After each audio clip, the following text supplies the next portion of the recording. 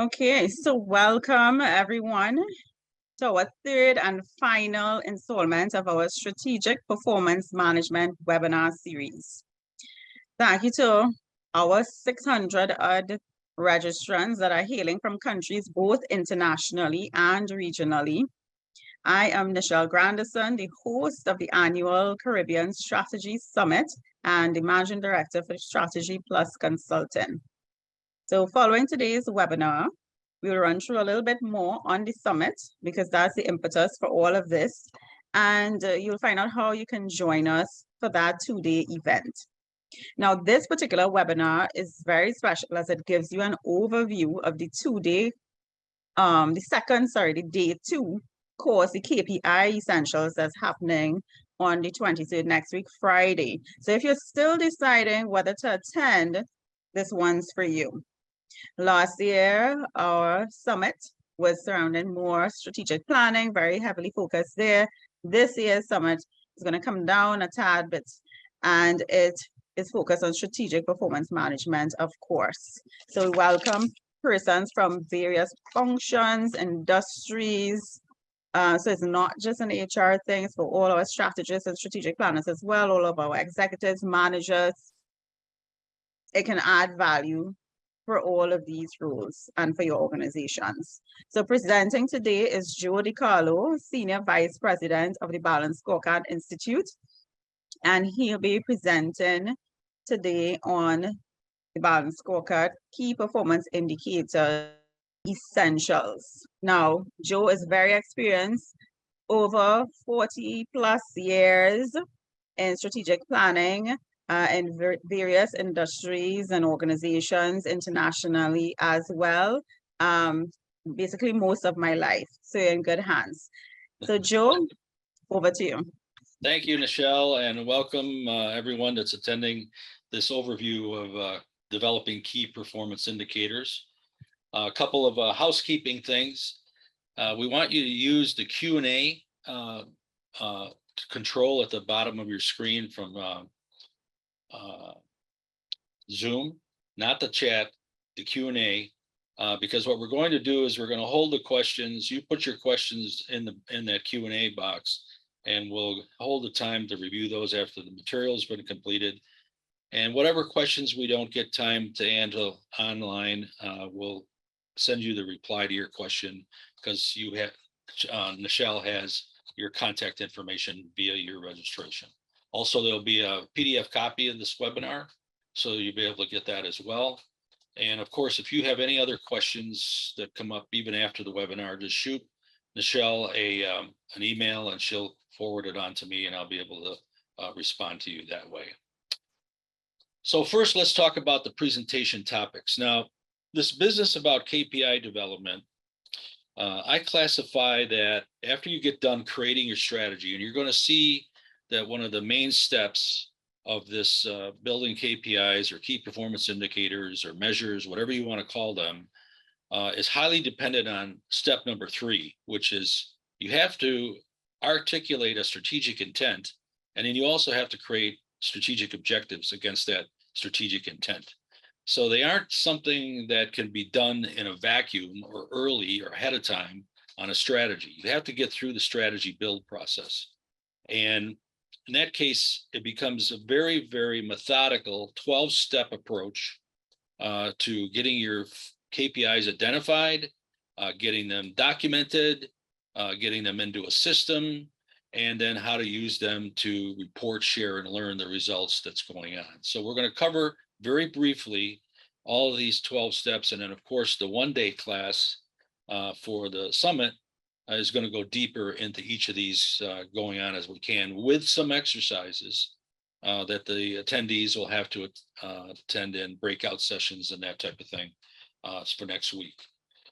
So we've got this thing called performance indicators. So what is performance information? Well, the first thing is you have to have some strategic context as to what you're trying to measure and what outcome. You're measuring progress toward a desirable outcome. They must be quantifiable for starters, and it must is tempered because many things are tangible, so we can do the quantifiable, counting or percentage or rates or those kind of things. Some things are more intangible, like customer satisfaction, employee engagement, and those types of things that you have to have a collection of KPIs in order to get the full story and picture of how they're responding to what you're delivering as your organization. They're not initiatives. And by the way, this is reiterated in a separate step by itself later on, because a lot of organizations default to spending a lot of time and energy going through initiatives or projects and thinking that that's the strategy. The strategy is really two streams of influence. Those objectives that we'll talk about in just a little bit, and then there's initiatives that are attached to those objectives. And by the way, it's not a survey. That's the tool that you use to create and gather the information that you want to use. And it's not a piece of software, that's for sure. So key things that you're going to have to learn some vocabulary and terminology in the KPI or the key performance indicator world. And the first two, the first one is target. Remember, we said you're going to be measuring something to see if there's change from one reporting period to the next. And that target is what you're measuring your performance against. You set the target. In the class, we'll talk about details about how you get to setting a target from other terminology and other sources of data. The traditional stoplight, red, yellow, green, is typically used, but you have capabilities now with many cloud-based performance management systems, which are very inexpensive, to expand that. I've seen some clients go red, orange, yellow, green. So they don't want to, they want to get very granular between that threshold from yellow to orange, which is maybe not quite there, but then red is the absolute, you're in big trouble at the red side. I put this example of this red measure report because this is over time, while you've got this performance management system doing its number crunching in the background and filling out your briefings for every period of frequency that you're reporting on these, the default one that uses the most is the red measure. Many executives, maybe many owners of the KPIs or the objectives, they just show me the ones that are in trouble and I'll focus my energy there going forward. We have this basic framework that we use at the Institute and the Strategy Management Group about building KPIs, and it's a measure, perform, review, adapt.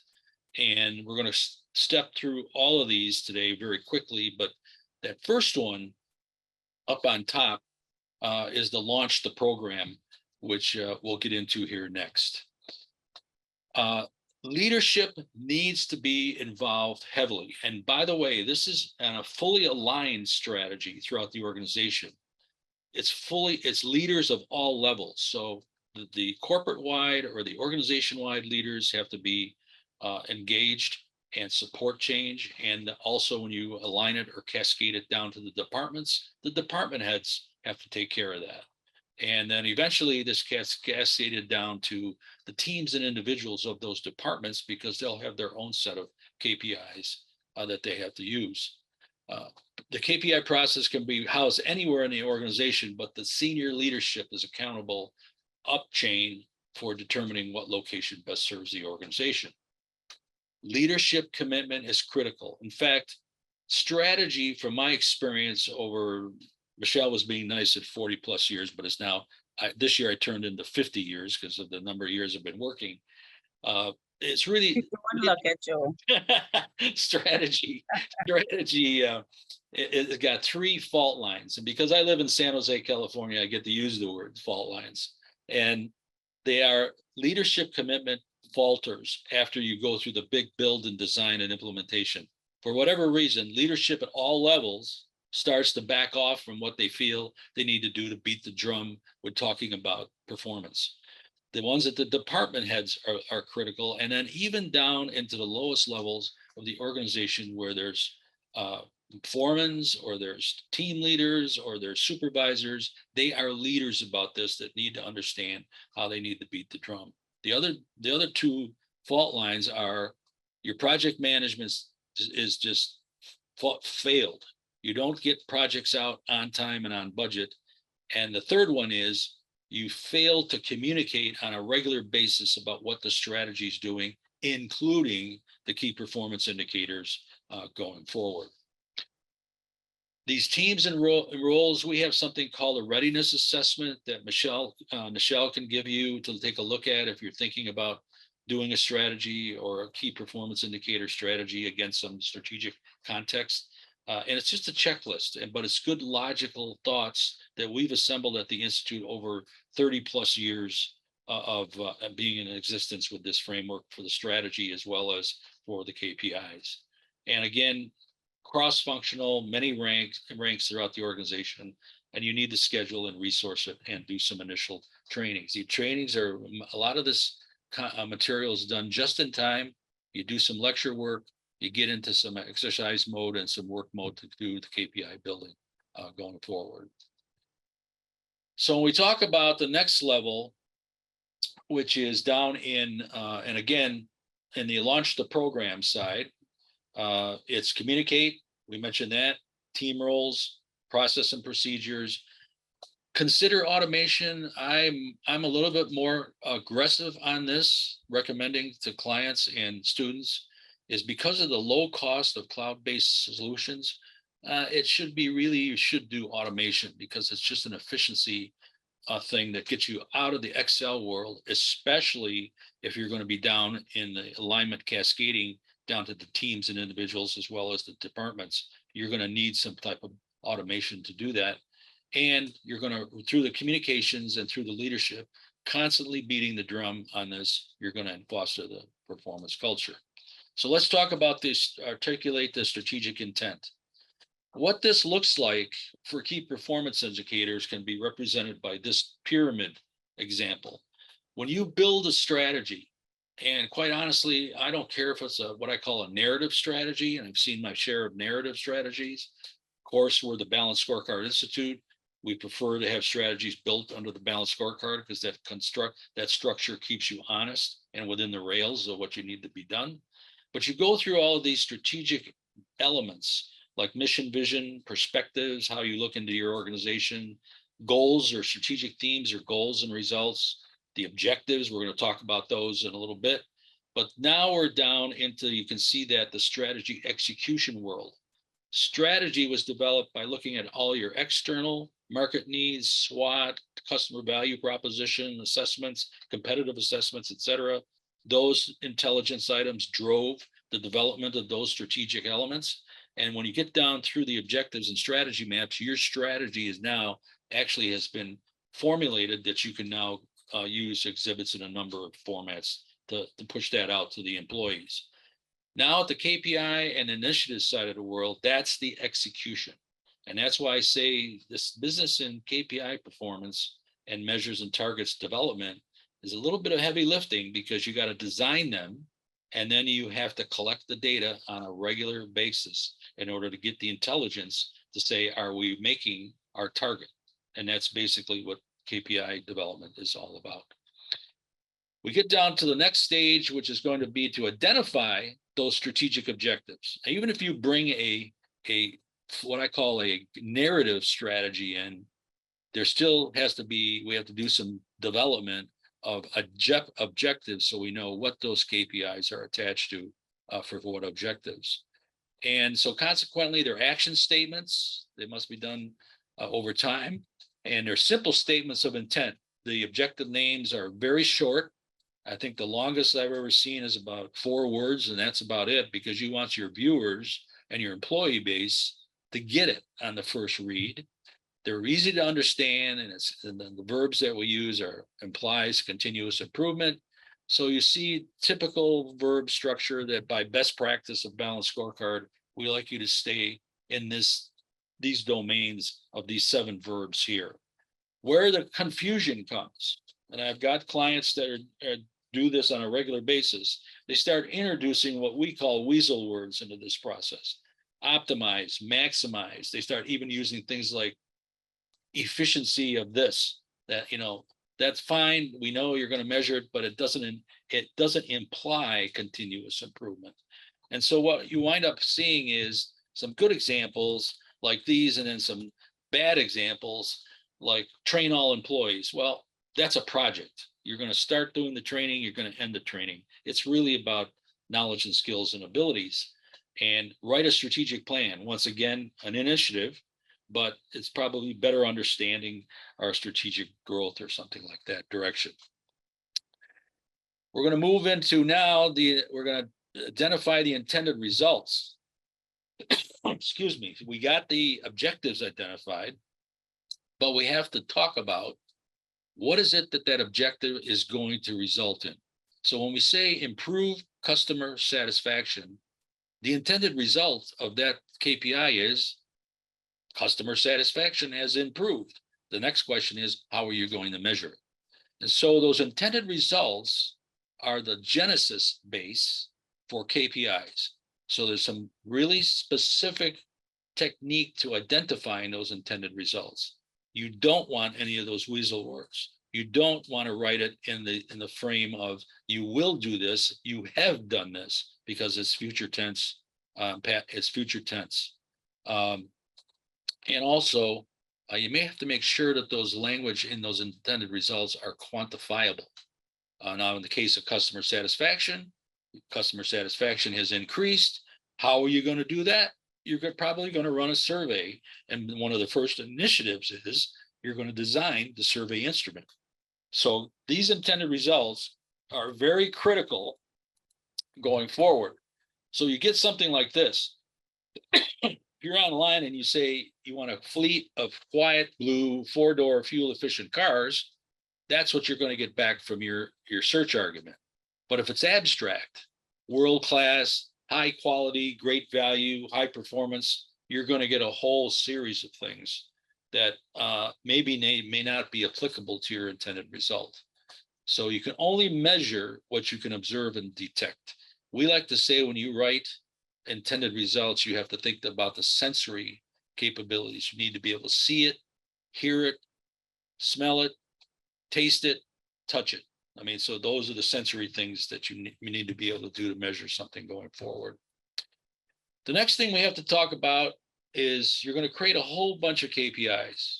I've never seen any organization come up with a shortage of KPIs. They always have, and in fact, I often advocate that they take an unbounded view of doing this, because we'll sort them out later on of the ones that's something you're going to see coming up, are which ones are the strongest and which ones are the best availability of data.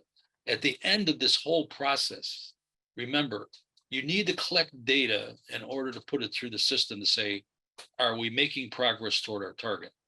So one of the things you have to come to reality on is you've designed a great KPI, but it's going to take you 6 months worth of work and resources to get the data, and that's on a continuous basis. Not probably a good approach to that going forward. And the other thing is the strongest. I mean, some KPIs are designed and they think that this is the first couple intended results kicked out of KPIs, and they said, this is our best, these are our strongest. But when you really break away the details of it, there may be other KPIs that are stronger than that going forward. So we talk about looking at alternate candidate KPIs to develop and using, getting to the tools themselves or the KPIs themselves. There's our strategic description or a strategic objective intent that we just talked about earlier. You've got a description of the objective, but then you also have the intended results to get kicked out. So this is reaffirmation that intended results has got to be worded very specifically, very quantifiable, and has no weasel words, fluff in it that doesn't allow you to really focus on what you need to measure in order to say, is that objective being successful or not? Now, the way you can do that is you can use a couple of tools that are listed there: process flow, cause and effect, logic model. We'll talk more about those in the full day class. You can also use the best one right off the bat is in direct measurement. So, I mean, if you want to see if things are delivered on time in terms of your process and one of your objectives for delivery of your goods or services, that usually can be decomposed into a series of things that you measure to say, we know the time the order came in, we know the time the order went out, we know the time it was delivered, and we got confirmation that it was delivered on time. So that's direct measurement. Those are that's the best of all worlds because you know exactly where in your systems to go get it. But that's not often the case. The other thing you can do is use things like process flow and cause and effect, be correlation measures. You see some other measurements as tracking, and you notice over time that you see that your particular measure could track to that as well. That's sufficient if you don't have direct measure capability. The only thing you have to remember is on tracking against another KPI, it's correlation. It's not the causation of how yours performed. And then you have process flow, which is loaded with contributing measures, which are all measures themselves, like the time to go from the beginning ellipsis to the end, which is the intended result, to write a report, so to speak. You got decision points in the diamonds, and then you got action items in the box, in the square boxes. Then you've got also the capabilities to use a composite index. So for example, the whole world uses a massive composite index every 3 months, and that's something like the consumer price index. Every country usually has the economists have got everybody standardized on we report CPI at the end of every 3 months. That's also a clue, by the way, that the economists say you can start to see a trend with 3 data points. So after 3 months, we've got at least 3 data points. Is it solid? No. It's just 3 data points, but it's better than it's better than 1 or better than 2. And that's why they collect it the next quarter. You get a CPI that just came out. And then the logic model down below has something called input, process, output, and then finally outcome. There's a line between outcome and there's a line between output. And that's why everything on the left side is what everybody works in their organizations every day, in and out. You do input activities, you process those input activities, and you have an outcome, an output that comes out. But the outcome is what we're looking for on the strategy side. Moving on to the next area, we're going to take a look at selecting the right measure for each objective. And that comes down to this simple document, which when I leave an engagement with a client on the very last day or towards the last day, or maybe a week or so afterward, obviously I've seen everything that was developed, what needs to be developed, because clearly there are things that the client says we need to do some more work on this. And one of the things that comes up is I have them step back and look at their KPIs and say, which you haven't finished finalizing, which ones are strong and which ones you have the ability to implement. And the ability to implement means you can get the data. And it turns out that the availability to implement is the hardest, because these KPIs don't work if they're not fed data. And that data has to come from a source that's credible.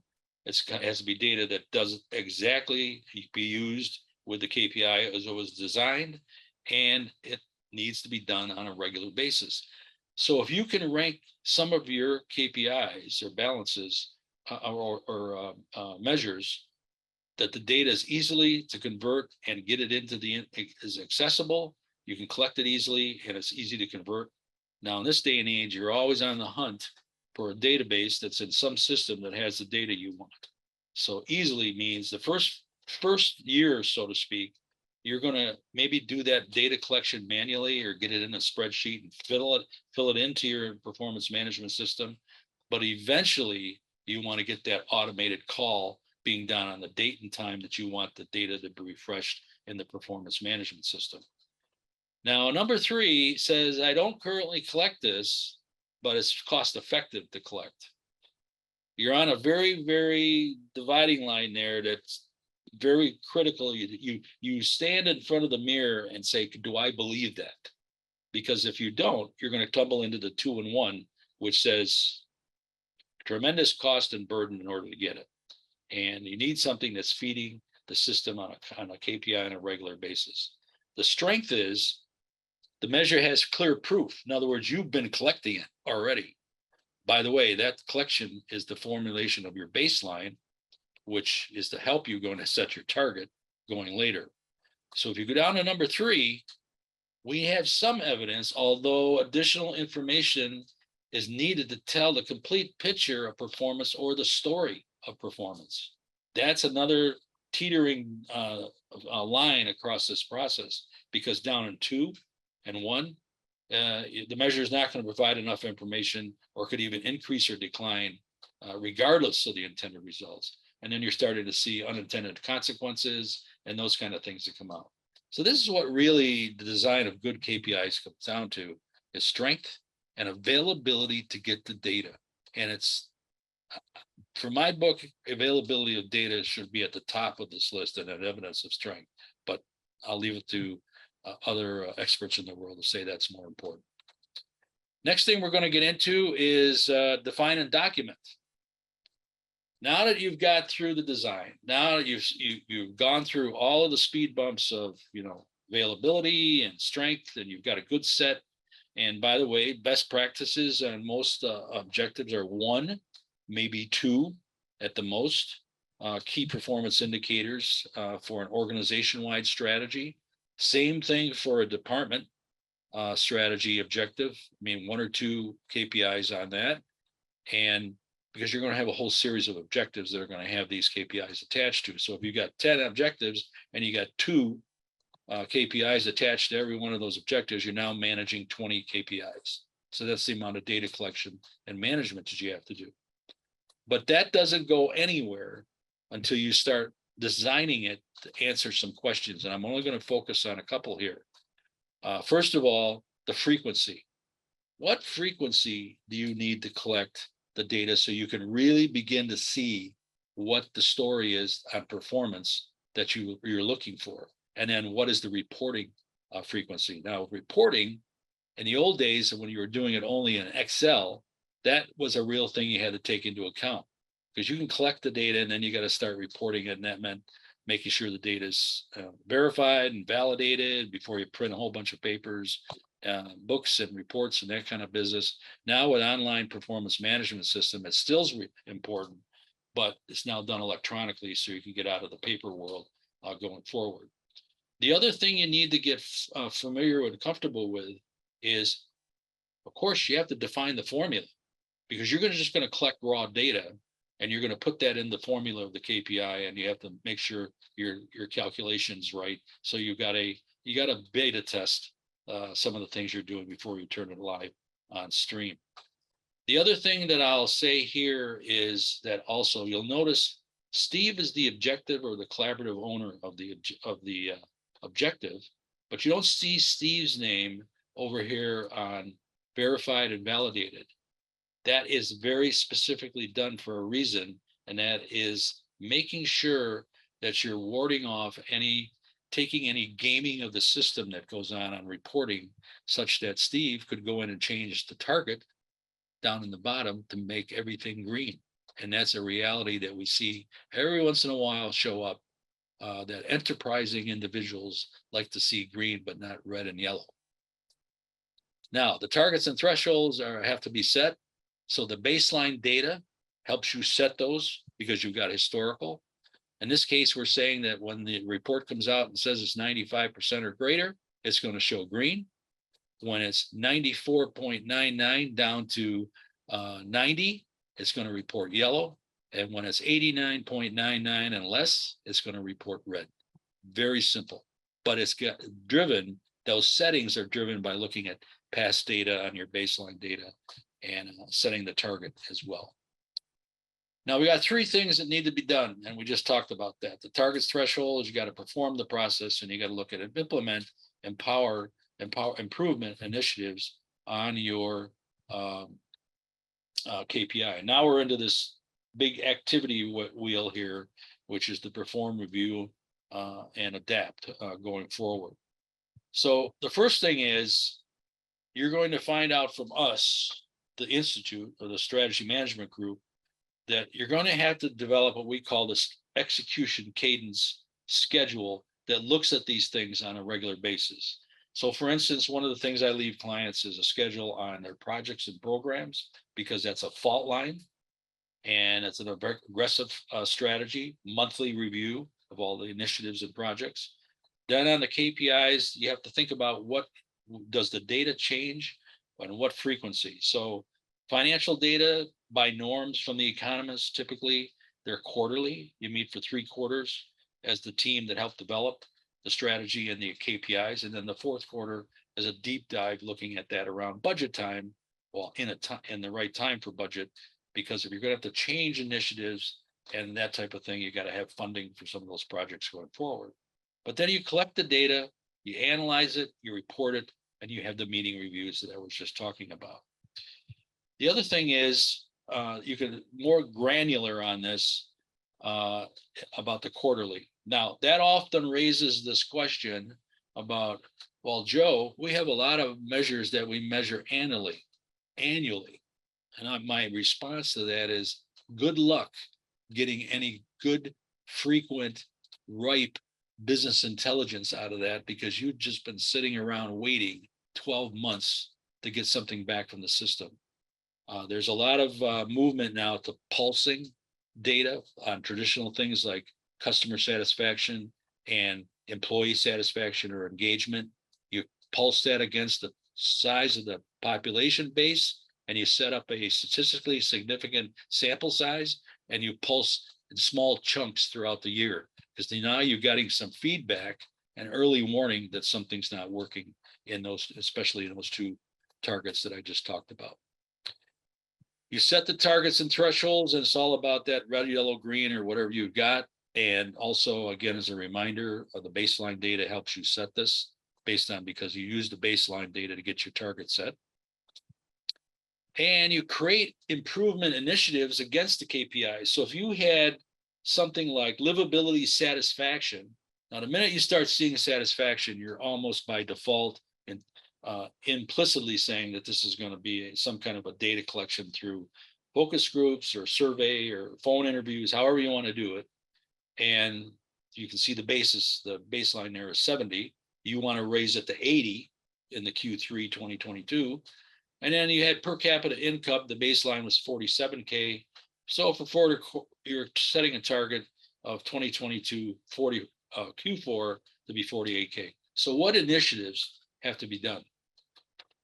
The thing I like to point out about these initiatives, you will see no initiatives in this section that are what I call Earth to Mars and back space missions. That's humongously complex, and it's over a lot of years just to get it done the first time.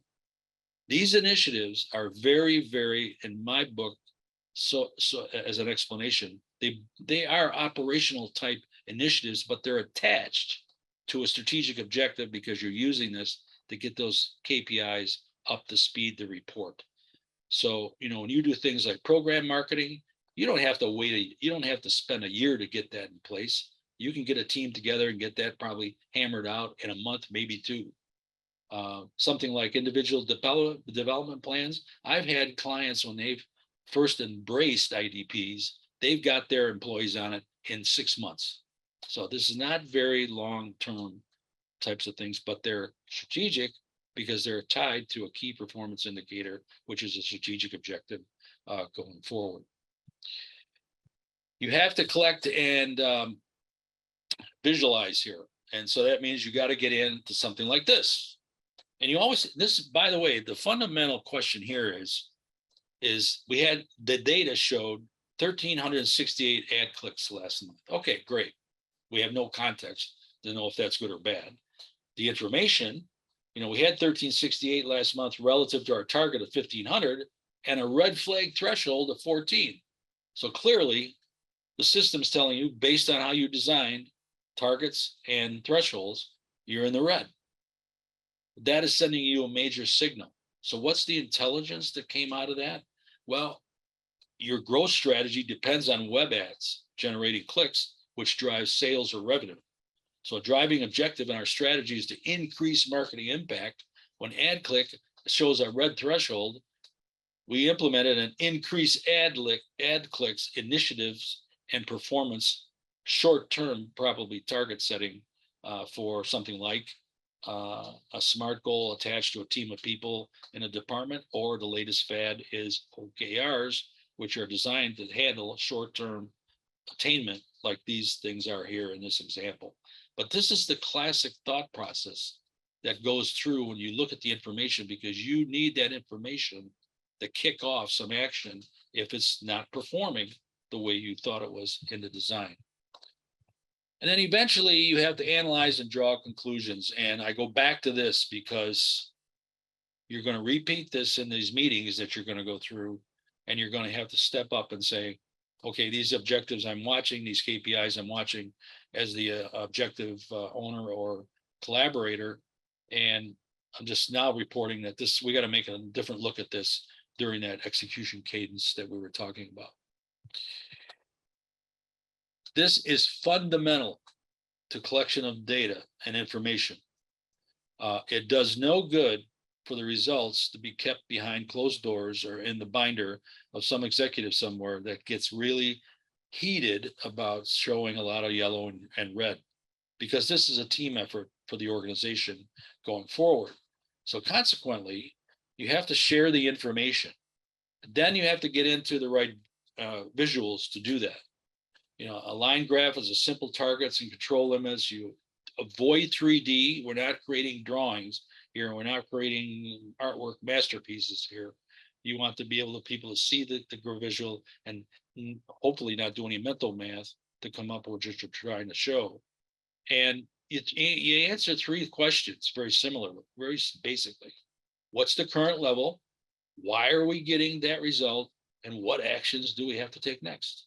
I mean, it's very simple, but a lot of times, and one of the things that I'm starting to write a white paper on is that even though we answer these 3 questions, sometimes I think the owners or executives or department managers don't take it to the next level, which is to start doing some creative, critical thinking about what needs to happen based on that what, why, and what process that they went through. They've fallen, I call it sometimes, under the trance of a performance system that just says, yeah, I know we designed this thing. This is telling us what we said it was supposed to do. And how do I get myself out of it going forward? Then if you stay on the critical review cycles that we talk about, in a part of our process execution, you'll keep yourself out of this particular swamp, so to speak, on this. You're going to have to use the right visualizations. One of the things that we talk about with our clients is we use a source from the internet that's been around for a lot of years. And this organization has basically said, if you're doing things like you're showing 2 variables and a change and how they change, you would use this type of visual. I mean, for me, when I'm working with clients, I keep that chart close where I can see it so I can make the recommendation of what has to do. But you just can't misuse the wrong visual chart to report your data. And you got, this is new data-driven stuff here. Our initiatives making a difference? If not, something else should be tried. Does the data confirm cause and effect theories represented in the strategy map? If so, can logic be reinforced? And if not, the strategy map linkages need to be revisited. And that's what the business of the 4th quarter deep dive is on all of these strategy maps that you've built for organization-wide and as well as department. And so in detail, this will be covered a little bit more detail during the 1-day essential session coming up on the 23rd. Yours truly will be the instructor for that going forward. And as we build through to that, you'll see that this is very easily done, but it takes hard work. I say hard work, but if you follow the framework, what it really takes is discipline. The framework is informing you of what you need to do. We are providing you the knowledge of what to think about and implement as you go through that building process. One of the biggest things that I see, though, is a fault line in that, and the results is that the discipline that it takes to do this the first time and then make minor corrections downstream after a year or 2 to the next iteration is the discipline to do it and keep doing it. And you need to look at a strategy, and a strategy based on performance indicators is almost like a perpetual engine machine that needs to be looked at occasionally, just like your car does, or your own, training and development or whatever. It needs to be looked at so that you're getting the right information from it going forward. So, Nichelle, do we have time to do some questions here? Definitely, we can take a 5 minutes and let's see what we got. Okay. Right. So in our Q&A today, we had a lot of questions from particular individuals, and I like the fact that you invited them to attend because I'm sure they can get a whole lot more. Yeah.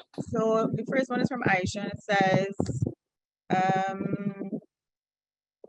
what's the most strategic method of adding on any additional projects to KPIs that have been set at the start of the year?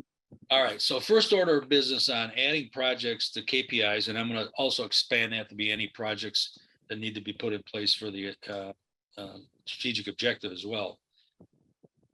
Best recommendations and best practices and strategy, you never want to have more than one project associated with a KPI development project or a strategic objective, because most organizations just don't have the bandwidth on resources to assign to those, unless you are the lucky ones that have a lot of headcount body that you can assign to participate in the project. So try to keep it down to one. And because those intended results are the source of KPIs, the other thing that you'll learn in the essentials class is you want those intended results to be singular in nature. So we're not going to write an intended results on something like employee satisfaction or employee development, like our employees are more productive and effective. That's two things. The minute you put an and in there, you're creating two KPIs off of it. You have to separate it out. And then if to put a project or an initiative on those KPIs, you have to think about, the ones for each, in this case, productive and efficient or effective or whatever going forward. So try to keep it down to one. And your project plan, when you meet to develop that initiative, your scoping is going to tell you basically how long it's going to take, move that through the system, and then bring on the next one going forward. Next. So then at the outset, there was one asking the terms KPIs, OKRs, KRs, they're all very confusing. If you can explain these terms with some brief examples. Don't know if we can give all the examples, but we could definitely give the. Yeah, we'll take a look at that in the course. But I'll keep a notation next to that one, Nichelle, and I'll send you some examples that I can. But let's just do a quick overview. A key performance indicator in a strategy area is looking at the outcomes. We're not looking at operational measures there, because operational measures are just that. They are put in place to do something, measure something very specific that's related to the overall operations of the organization or the department. So key performance indicators are those on the outcome side. So one of the things I'm always on the hunt for when I'm working with clients is invariably they'll want to put in a KPI on something called number of meetings attended or number of papers written. That's all fine on an operational standpoint, but that is not an outcome. I mean, that is a means to an outcome. That's why it's on the left side of the logic model chart. The second thing is KPIs, again, associated with the strategy. OKRs is down into the world of working with individual and teams on a very short-term basis. That's the essence of OKRs. And that also takes an assessment. You have to assess in your organization how frequently things change that drives using an OKR that's usually on a short-term measure of like maybe 2 months, 3 months, some cases 1 month, because that's where the genesis of those came from. And it came from the tech business. And they are on a constant change or churn of products and processes changing, that they need to have the teams focus on that frequency of change going forward. I can honestly say I'm starting to see some organizations that embraced OKRs trying to use that, their fundamental design of those, and they abandon it because they realize that culture doesn't exist, or that doesn't need it in their organization, and they've gone back to the traditional SMART goals attached to the objectives of the department. Another one, Okay. Michelle? Right, what should a quality manager do to integrate quality objectives with business objectives? In some cases, in my experience, I have observed that they run parallel within an organization and not integrated, leading to confusion among employees. Yeah, that's a good question. In fact, I have one client that's now becoming who are the quality department of their organization. They are actually on a track. We're helping them on a track to move into the function of being the strategy management office for the whole organization, because they tried the process through some alternate sources of training and development to have the individual departments do their own thing from a strategy side. And they're finding that they don't meet the level that the quality department sets, which is typically very high in terms of the quality of the KPIs, the sources where they get their data from, et cetera. Quality, each department or each function, basically, when you cascade the organization strategy down to the departments, business lines, critical business lines, critical business units, departments, or whatever, they still have to design those strategies for their department, business units, or business line. But at a certain point in time in the process, they need to stop and before they start working on strategic objectives, which you now know are going to drive the intended results and KPIs for that objective, to provide the objective context, they need to stop and look back at the tier one or the organization-wide strategies to see how many they're having some kind of impact on. When we say align or cascade strategy down to departments, it is not a copy and paste. In fact, I highly recommend that, if they got, if they need to, if they're in a sales department, they're generating revenue for the organization. Sure, there's going to be an objective at the top on the organizational strategy that says increase sales or increase revenue. And if they're a sales department, they're going to be able to participate in that because that's the core of their business. They're generating sales for the organization. So quality, because quality has almost a DNA of looking at very specific things in a specific way, they make an excellent source of moving those particular objectives through the organization, or at least being a catalyst for informing the other departments on how they can do things on a more what I would consider to be structured manner. Next. All righty. From hand, can we put input, output, and outcome KPIs together, or do we start backward? That is outcome KPIs to input KPIs. Good question. And the way we do that is you do those through a composite indice, because a composite indice is going to be made up of multiple inputs, multiple measurement inputs to come out with this index at the top. So let's take, for instance, if you're designing a improve employee satisfaction. Now, again, anytime you got satisfaction, engagement, those are very intangible. So you have to have a capability to bring in operational measures. So let's say employee satisfaction, a team sat down and said, what keeps employees at our organization?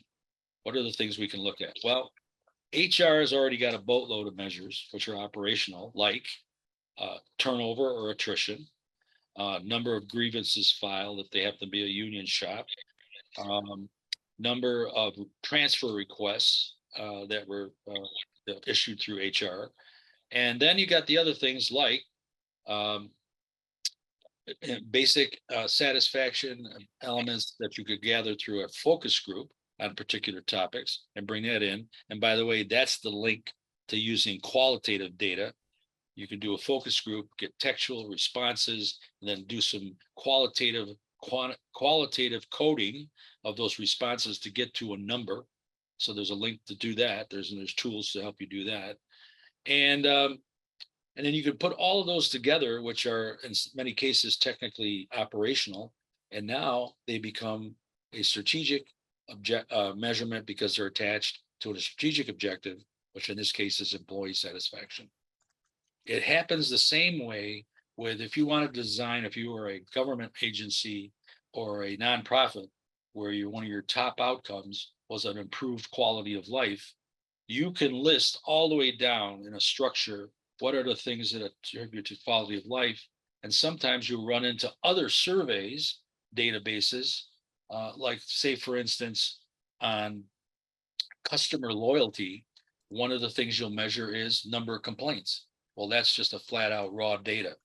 And then you've got other things are number of product returns, it's flat out data.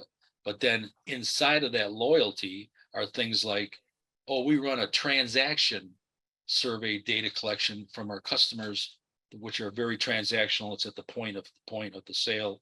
Like basically you've seen these, they're hit this website on the bottom of this receipt and we'll send you, a gift card or something like that. That's a transactional survey. But then they'll also hit the customers on a basis throughout the year about their satisfaction.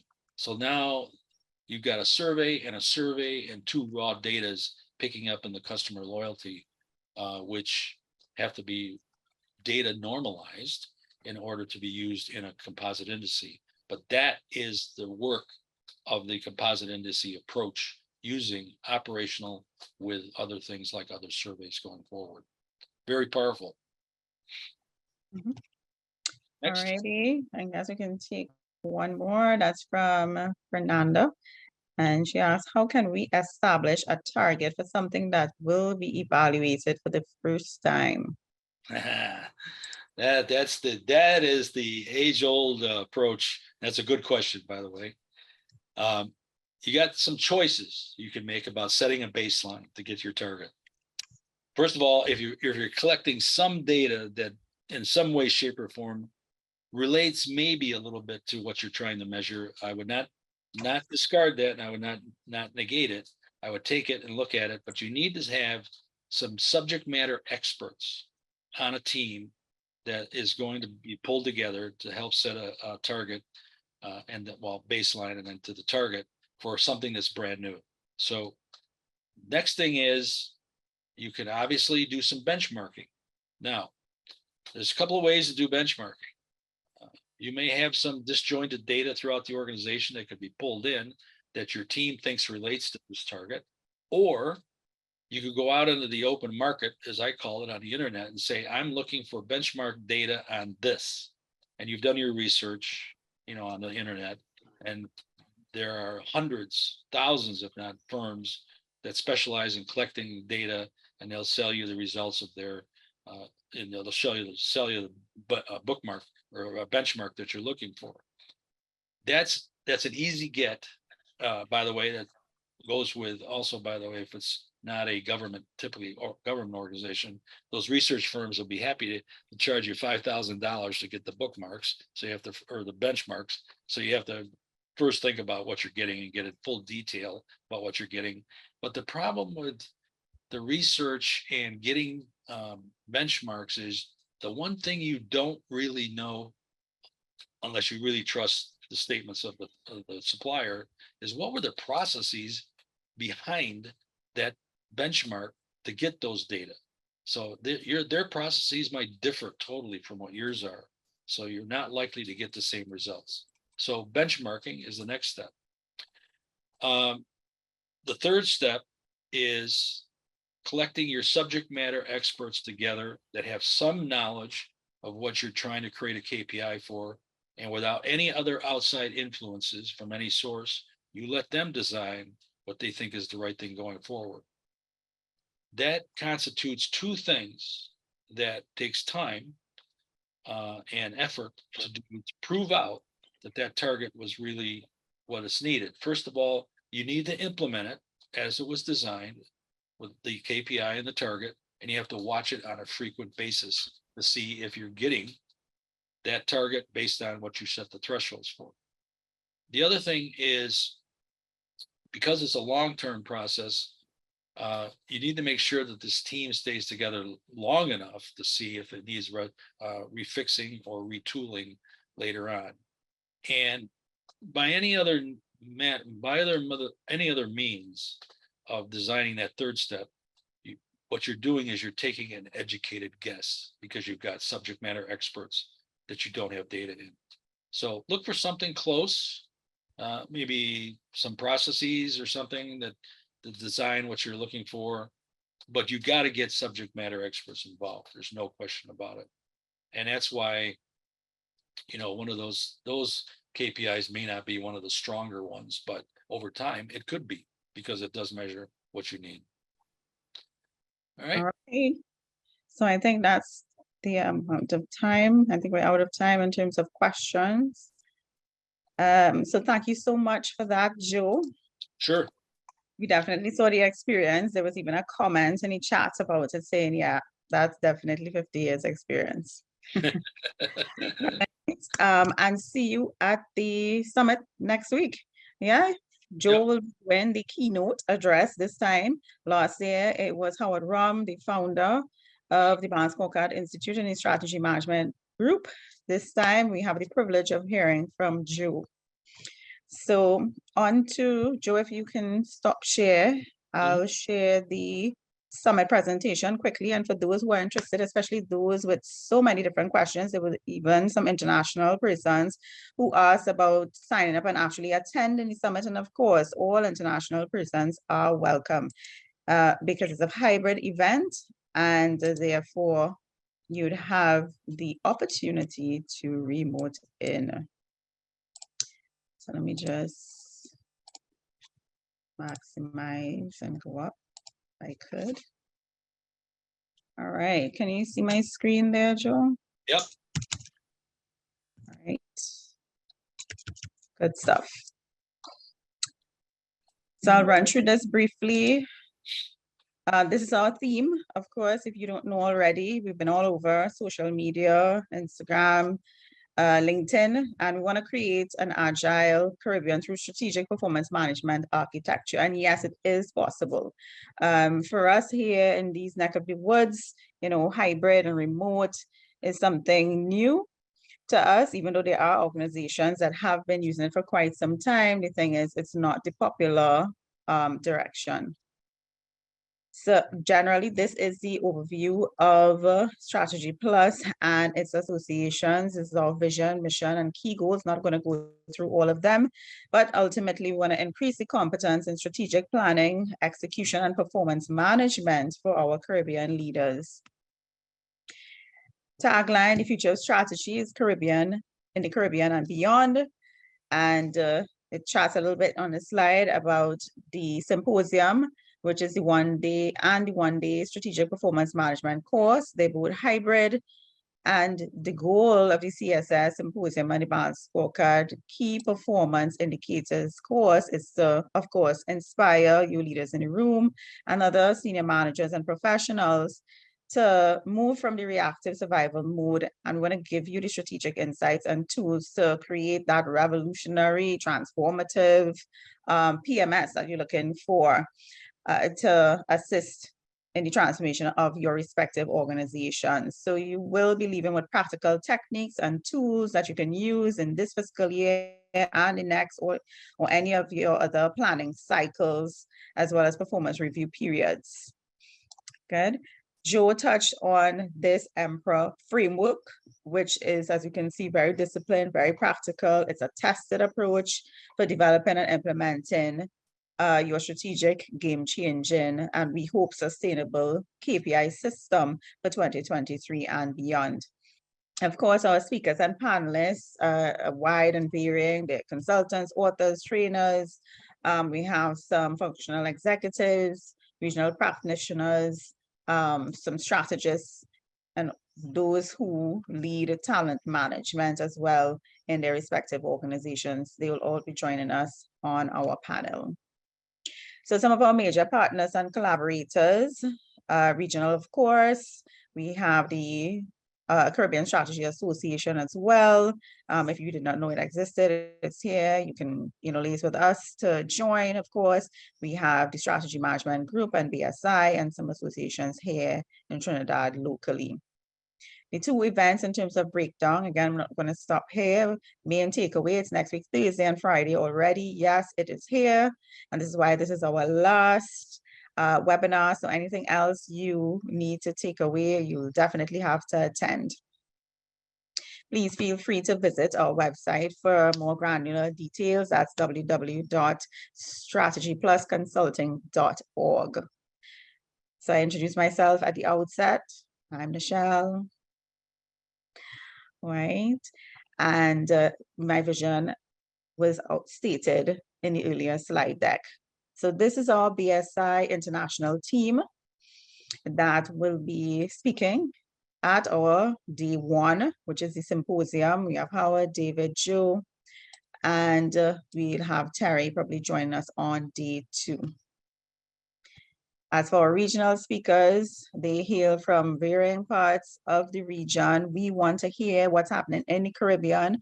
Yes, we know what we're not doing so well, but we also want to know what we're doing well on the strategy front and the strategic performance management front. So we have from retail, we have from banking, we have associations, we have manufacturing, we have from the government sector, private sector. It's a mix. So there's value for everyone attending. Not all of the speakers are posted here. Of course, these are the ones that have confirmed to date and who've been able to update in our marketing deck. So in terms of format, we have 3 panels, 3 regional panels, as well as 3 BSI international strategy experts that would be speaking on that day 1. As I said, hailing from varying industries, about 3 to 4 members per panel, an hour each. And then you would have your lectures as well that would span about an hour as well. You will have an opportunity to ask questions live or even in the chat if you're shy, as they go through their case studies and they share their insights and their stories from their varying organizations. Just a quick snap in terms of the symposium topics. Again, if you want to browse at leisure, check out the website. But these are 3 feature topics up top here, and then the topics for our 3 panels as well. Good, and then a little bit on our KPI program. Again, if it's a lot to capture, Joe would have definitely shared, and I think somebody even commented on it, it was a lot, and he was able to kind of package it, unpack it, and then pack it into this very nice package for us to take away. Yeah, and we're happy for that. So hoping to see you there. So the learning objectives, course benefits, who should attend, we spoke to that already. We also spoke about using the Emperor and then the benefits that we would get. And ideally, we'd like persons to be able to identify KPIs that can focus everyone's attention on what matters most and to allow for the success of the organization through effective monitoring, evaluation, and measurement. And I always close on this slide, if you visited before, the only difference between the organization and another, between one organization and another, is the performance of its people, of course, right? We can't do it without people. And I mean, in these times, the environment is becoming very dynamic, ever-changing. We saw that for the pandemic.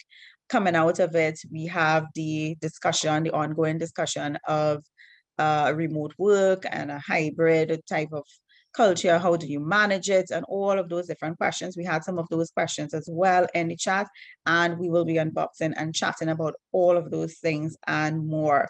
So we'd love to have you. Yeah. So without further ado, thank you again, Joe. Thank you, Candice, for helping coordinate all 3 sessions. It's been lovely. That has been the feedback that we've received. And until next time, see you next week, Thursday and Friday, if you can make it, guys, regional, locally, and internationally, or we'll see you in 2024. Bye. Bye-bye.